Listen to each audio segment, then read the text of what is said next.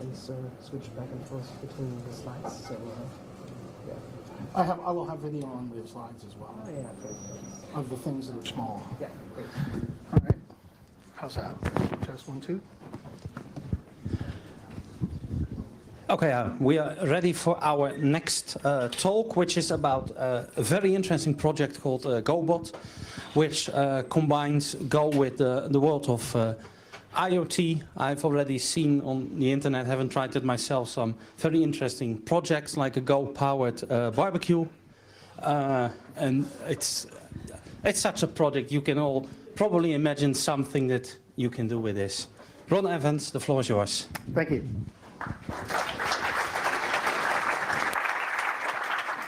So whenever I go home and see my family, the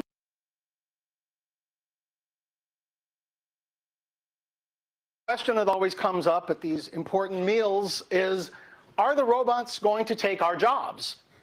And so I try to explain to them the real state of robotics. This is a video from last year's DARPA challenge.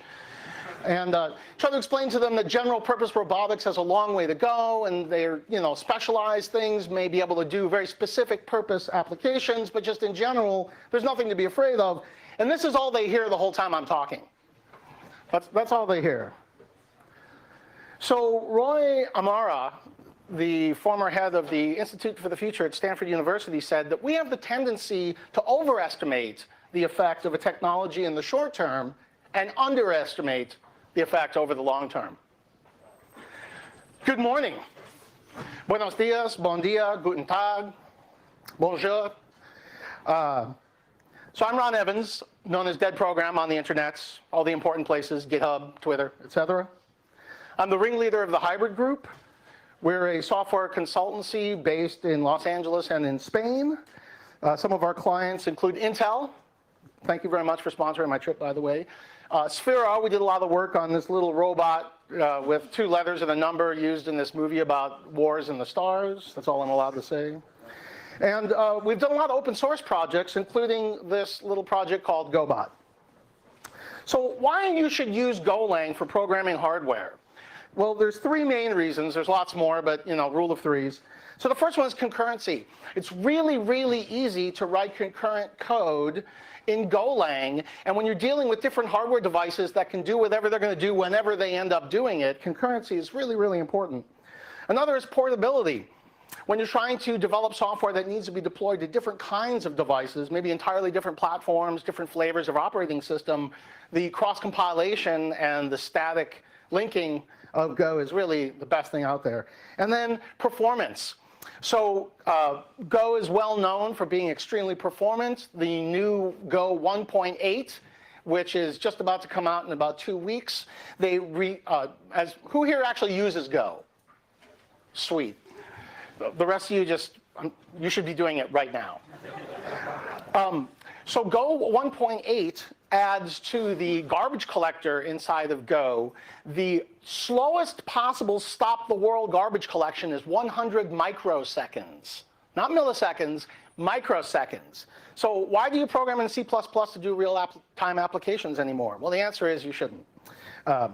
So we've all heard about the C10K, having concurrent 10,000 connections. Well, we're moving towards what I like to call 10M IoT, which is 10 million IoT devices simultaneously pumping data. And these are not like over the world. This is the ones that are reporting to your company that you have to monitor.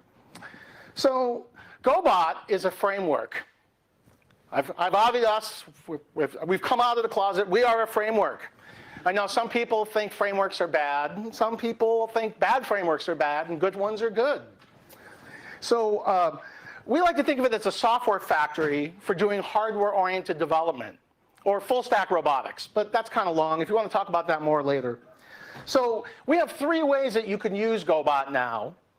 One of them is what we call classic Gobot, and it's when you're having just a single device that you want to control. Here's just a quick little diagram. The main concept is the robot. Robots have both adapters and drivers. Adapters actually talk to the hardware, and then the adapters provide the interfaces that drivers can then talk to. So adapters let you talk to things like Arduinos, BeagleBone Blacks, Intel Edisons. Drivers let you control things like LEDs, buttons, digital accelerometers. This way you can have the same LED that knows how to blink regardless of what kind of hardware it's connected to.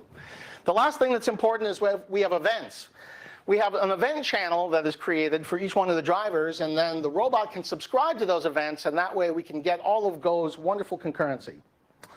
You can also use Master Gobot. Master Gobot adds, if you want to control multiple robots at the same time, you have the Master, or so we sometimes call it the MCP. If you're a Tron fan, you thought that was funny. That's how we expose Gobot's own API, its external-facing API. So it consumes APIs, and then it produces them. And we have one that's already built in for a REST API. And then Metal Gobot. Metal Gobot is if you want to just call the packages for the adapters and the drivers directly yourself. You can do that now, starting with Gobot 1.0. So if you really want to go hardcore metal, we got you. All right, so let's get right to the demos, because time is short. So the Hello World of Things is a blinking LED. So I'm going to start with an Arduino 101, which is your basic Arduino. Who here actually has an Arduino? Yeah, exactly. Who here has an Arduino in a drawer that's covered over by a bunch of other electronics? All right. So we're just going to do a very simple little blink. So here's the code. So we have our package main. We import the Gobot packages, Gobot itself, the GPIO drivers, which is how we control LEDs and buttons and things, and then the Fermata platform, which is how we're going to communicate with the microcontroller. The microcontroller is not running Go. Can't run Go on microcontrollers yet. But we can run a program on there called Fermata, which allows us to use microcontrollers as peripherals that can then communicate with different low-level hardware devices. I mean, who says that the brain and the body have to be in the same chassis? That's a human problem, right? All right, so our main function, we have our adapter. So we call the Fermata package new adapter, and we pass in the port, which is how we're going to communicate with it. Our LED with our new LED driver on pin 13 to use that adapter. And then the work that we're going to do. The work is every 1 second, LED.toggle. So it's off, turn it on. If it's on, turn it off. And then we construct our robot. We say our new robot named BlinkBot.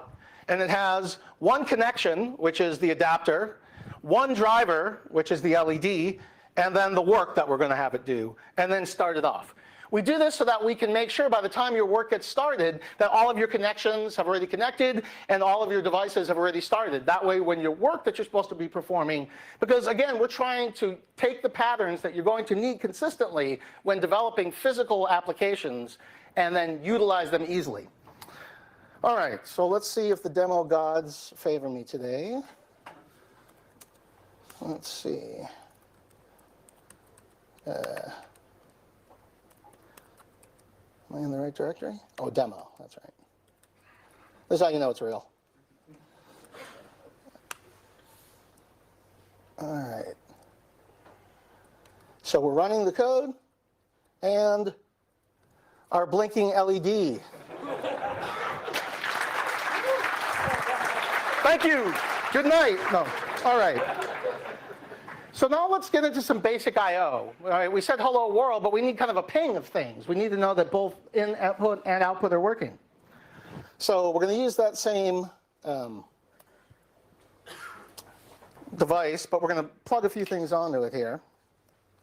So I'm going to take this and I'm going to connect to it a Grove Shield, which lets me plug things in without actually worrying about where everything's set in the breadboard, because who has time for that when you're giving a talk? So then let's look at the program that we're going to run here. So it's very, very similar. Okay, still using the GPIO package, still using the Fermata package. We still initialize the Fermata adapter to talk to the Arduino. But now we have two devices. We have the LED, this time in pin digital 2, and we have a button, which is in pin digital 3. And the work that we're going to do is we're going to say button.on GPIO.buttonPush, and then we have a function, a Go function. So when that gets called, go LED.toggle. So what this is actually doing is a really, really major improvement to Gobot 1.0. This is actually creating an event channel subscribing to it off of the button, making sure that the events come through are selected only for the button push, and then calls your Lambda with the data that's been passed into it only when it's appropriate. And then it takes that go routine and puts it to sleep. So basically, you get all of this concurrency that you're going to need, because this pattern you're going to use over and over and over again, every single type of hardware device you want to connect to. And then same initialization of the robot. The only difference is now we have two devices, the LED and the button. And then, so let's plug in. Let's see, it was the LED in 2.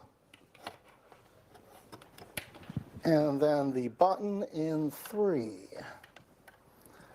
As I recall. All right. So let's see. What did I call it? Button? Hopefully, yes.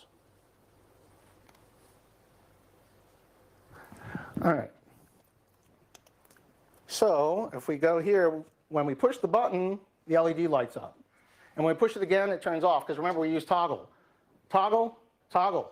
Yes, input and output. All right, what time does this end? 11:10? I just want to see if I have time for the... Beautiful. All right, so let's show a complete app. So we actually do this for a living.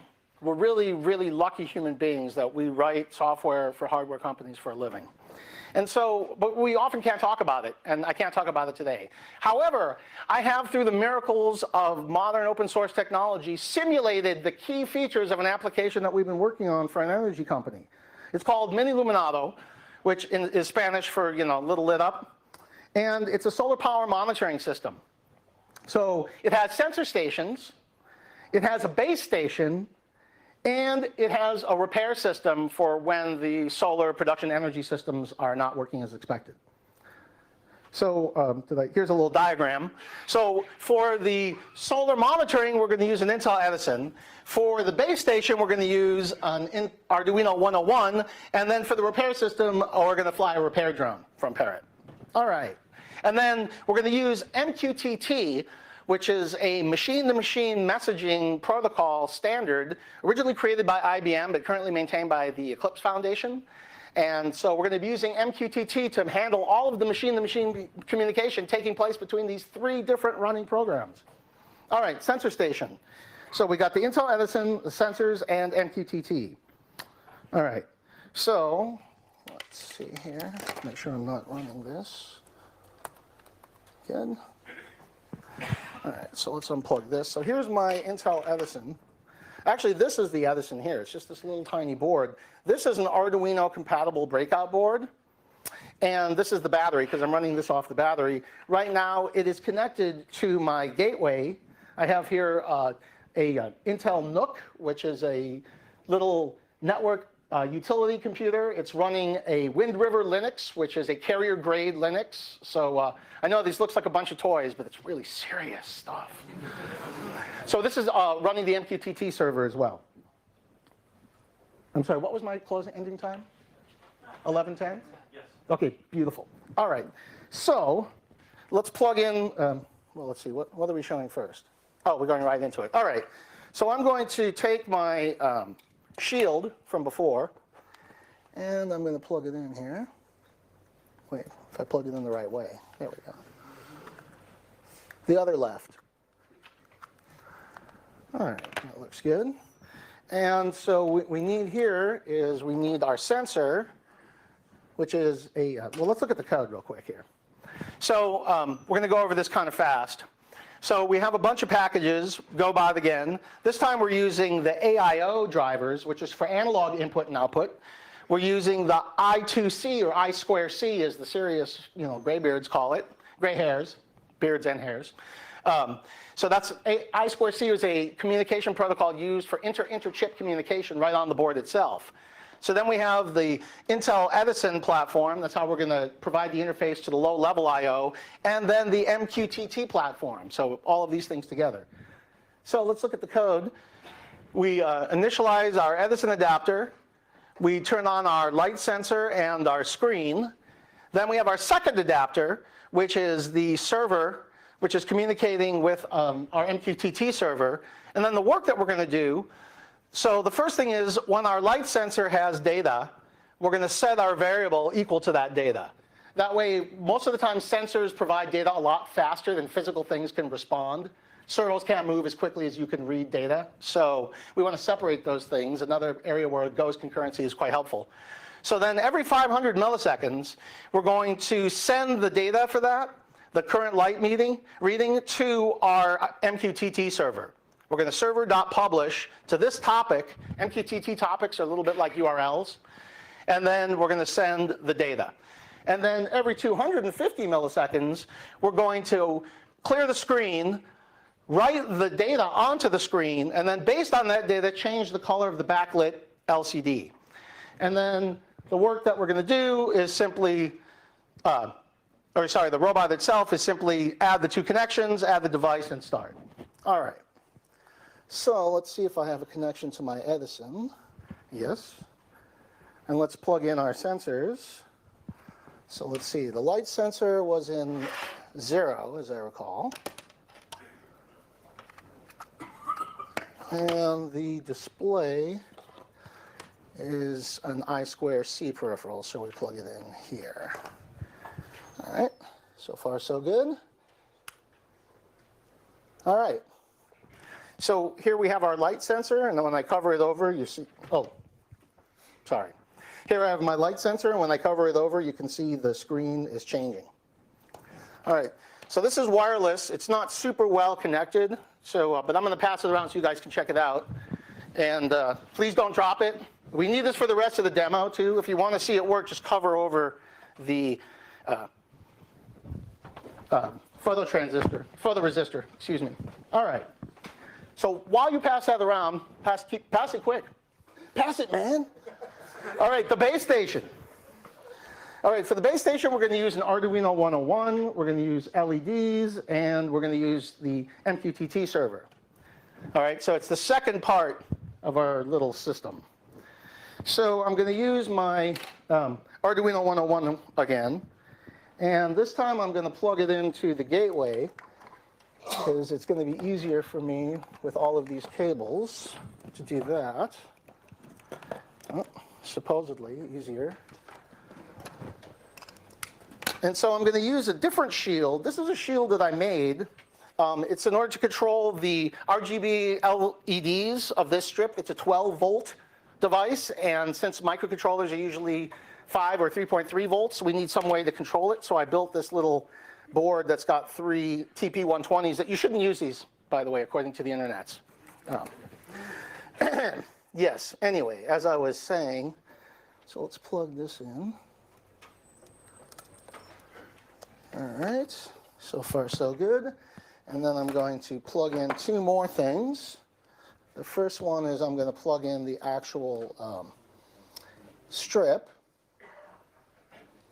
hopefully, if I don't bend a pin. All right, so far so good. And then the power. We need power.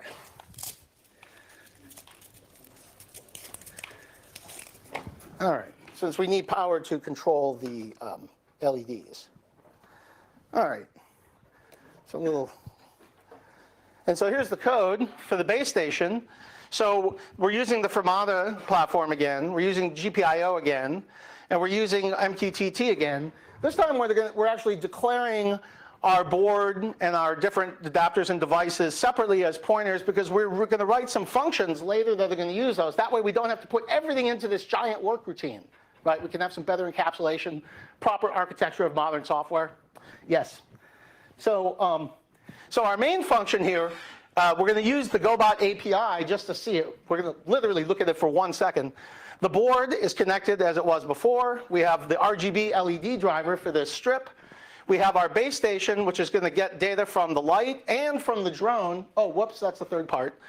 And then the work that we're going to do, when we get light data, we're going to translate that light data, and then based on it, we're going to display the light level. This is an information radiator.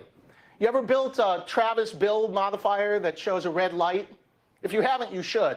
You put it up in the office, giant red light. Works great. So when the drone data is sent, depending on the flight status, if it's flying or not, if it's flying, we're going to blink the LEDs. Otherwise, we're going to stop. And then we have a couple of those functions. When we display the light level, we look at the light level, and depending on how bright it is, we either display green, the system is working correctly, blue, not so good, or red. Kind of the same color you see on the system, which may make it back to the back by the end of the talk. You can't blame them. It's really fun. All right. So let's go and run the code, hopefully, on the gateway. I don't see any light. Why no light? There we go. Helps to plug things in. All right. So we're actually seeing the colors. Only the person who's playing with it can see, but and the people next to them. So if you cover over the little photoresistor, ooh. No hands. All right, we haven't even gotten to the good part. All right, so we're going to just kind of keep that running. All right, Robo. So we actually have this API built in. I don't have time to show you everything about it, but it's built in React, and you can actually, through the magic of binary compilation, you can actually create all of your static assets and package them all up right into your Go application so that you have a single file that you deploy to production. Did you get that? Oh, man. So let's take a look at it. So this is Robo, and it's running on the gateway. And it shows we have a single device running, or robot, which is our base station. And we see that we have Fermata and the two MQTT connections for our virtual devices. Literally, that's all I have time to show you, but it's in there. You can check it out, robo.io. So now how do I get rid of this? Oh, wrong one. Oh, wait, no, right one. Oh, phew. All right, so we saw that. Cool. All right, the repair system. How are we doing? Oh, plenty of time. The repair system uses our Parrot mini drone, a DS3 controller. I'm kind of an Xbox gamer, but I like PlayStation controllers for flight. It's weird. And then MQTT, which is going to coordinate this all. So I'm going to run this program. So remember, right now we have two programs running. One on the Edison, one on the gateway, and now I'm going to run the third one on my computer because I don't have time to set up any more gear. All right, and so this is the final phase of the Mini Illuminato system. It's the repair system. So when things go wrong out in the field, well, naturally, this is the modern era. You send a repair drone with the replacement part, of course. So to fill in for a more serious drone, since I know some people are kind of scared of drones because there's very bad drones. So I'm going to use this Parrot mini drone, which is a toy drone. I've got my little worker here on the front. That's Kelsey Hightower. He's helped us make Go fly more than once. All right, so this is actually a complete Linux machine. Believe it or not, it's got an ARM processor and it's running a BusyBox distro, and we're going to call, it's got a Bluetooth low energy wireless interface, and that's how we're going to control it. We're not running Go on it yet. Give me a few more weeks.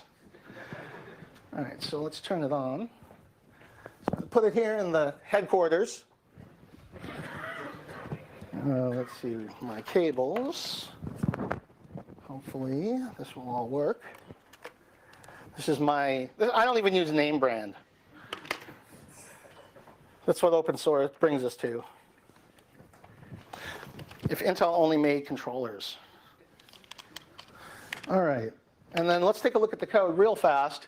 So we're using the Gobot BLE adapter, Bluetooth Low Energy adapter, which is still in a relatively new state. The joystick platform, MQTT, and then the mini drone itself. So we've got takeoff and landing commands. So the main work we're going to do here is first we're going to load up the joystick. Whoops, scroll past it. We're going to load the joystick configuration. That way we know which kind. We support PlayStation 3, 4, and Xbox 360. Your pull request awaits the next one. That's just what I have. So then we initialize our drone based on the BLE adapter, okay, which we're passing in the name of the device, and our MQTT server. So we actually have 3 different simultaneous types of platforms we're communicating with in one program.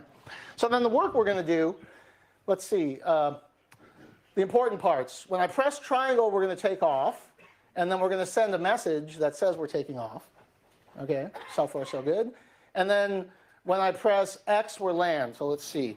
Triangle, take off, X, land. That's all that matters. Then I got a bunch of commands to, handle the joysticks.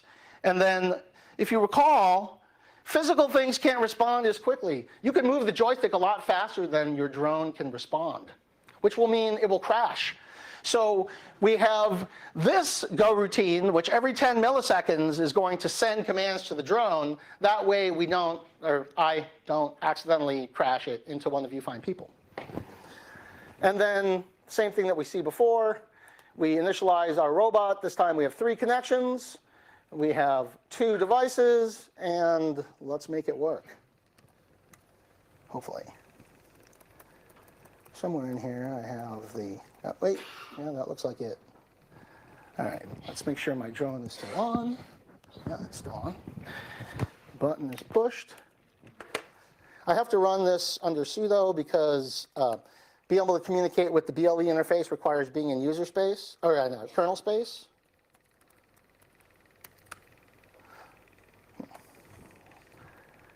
Let's see here. Still on. This is what I was mentioning. Okay, good. All right. So now, if all goes well, you notice how it's now flashing? Because remember we sent a message that when it's in flight, so I'm going to prove that that works by coming in for a landing. All right. So now we go off, and so where is the where is the station that's bad? We need a little more altitude to get all the way back there, huh? So we go over to where the problem is, and then we simulate the repair by doing a flip. And then we got way too close. And you guys didn't, you guys in the back, you really got gypped. You got ripped off because you didn't even get to see the cool parts. Whoa. Maybe lower, lower, lower. Does it do haircuts? All right, that's enough of this. Back to headquarters for a beer. So we come back to headquarters.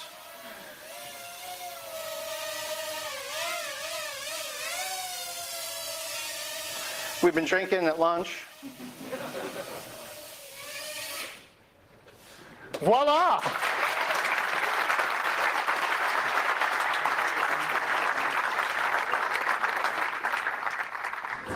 All right. So, was that fun? Yeah. It's also a really exciting era. We invite you to join the robot evolution, just because revolutions have really bad downsides, but evolution is constant. This is all free open source, Apache 2.0, so you can use it to build your little empire or big empire or just do fun stuff on your own. We're not prejudiced. We're not going to judge you from the size of your project. Gobot.io is where we have all of our source available. We have a really good documentation site, all of the platforms and stuff and packages that you've seen.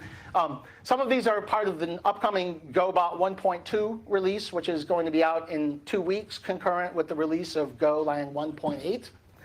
You can follow us on Twitter at Gobot.io, and I thank you.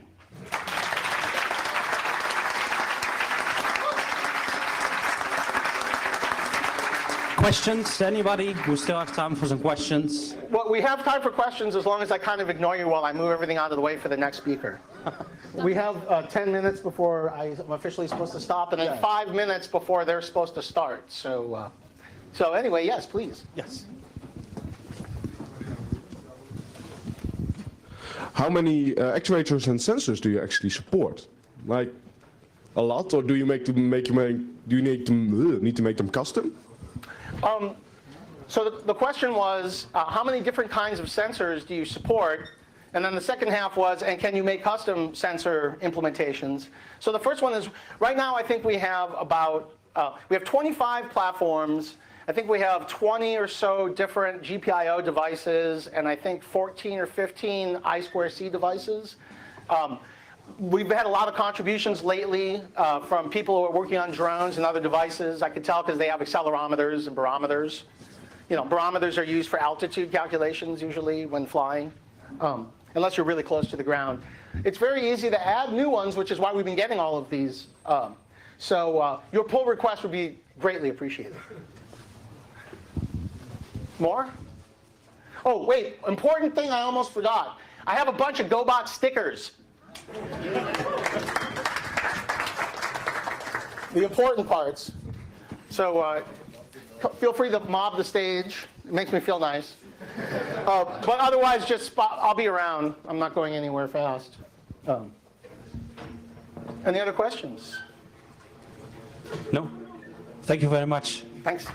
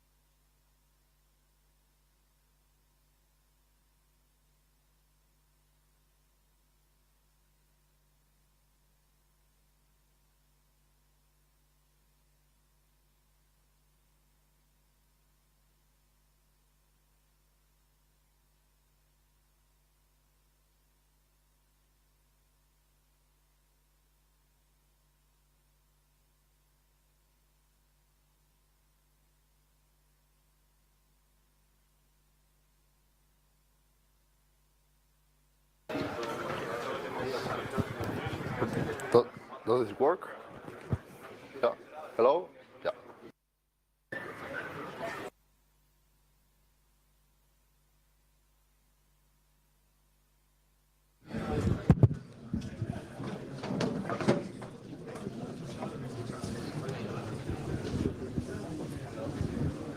Okay, please be seated. Our next talk is about GoGit, which is a Git implementation made in Go by Santiago